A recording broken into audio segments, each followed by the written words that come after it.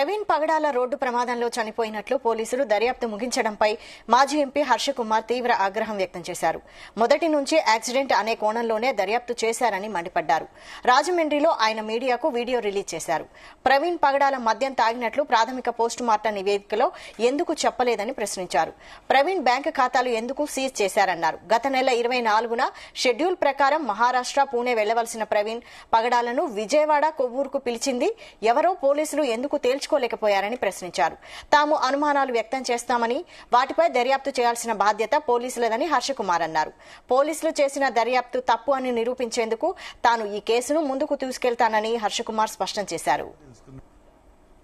But one thing నేను అడుగుతా ఉన్నాను, అసలు విజయవాడ కొవ్వూరు ప్రోగ్రామ్ని ఫిక్స్ చేసింది ఎవరు?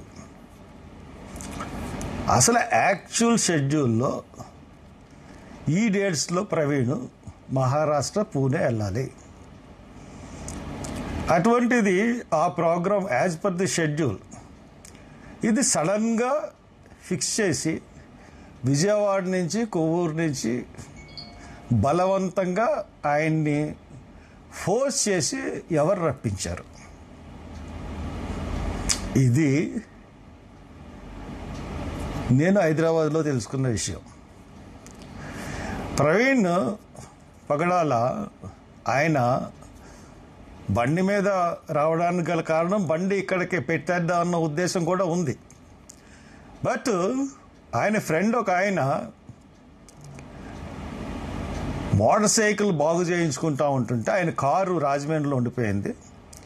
మోటార్ సైకిల్ బాగు చేయించుకుంటా ఉంటుంటే వెళ్ళి, హలో మీరు ఇక్కడ ఉన్నారు అంకుల్ అని చెప్పి నా కారు వాడుకోండి అని కారు ఇచ్చేసి, నువ్వెలాగ వెళ్తావు అంటే, వెళ్ళొద్దు బాబు అంత దూరం అంటే, లేదు లేదు బండి అక్కడ పెట్టేస్తాను. అంతకుముందు అదే ఆయనకి నువ్వు మహారాష్ట్ర లాస్ట్ టైం మిస్ అయ్యారు కదా, మీరు ఎందుకు రాలేదు రండి అని చెప్పినైనా సడన్గా ఎందుకు మార్చుకున్నావు బాబు అంటే, వాళ్ళు బలవంతం చేస్తున్నారు అంకుల్ అని చెప్పేసి ఈ సడన్గా ఈ మార్పు అయింది.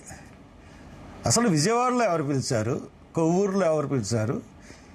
అసలు ఆ బండి మీద రావడానికి గల కారణం విజయవాడలో మీటింగు, కొవ్వూరులో మీటింగు. అది పోలీసులు ఎక్కడా కూడా డిస్క్లోజ్ చేయలేదు. బట్ వన్ థింగ్ నేను అడుగుతా ఉన్నాను, అసలు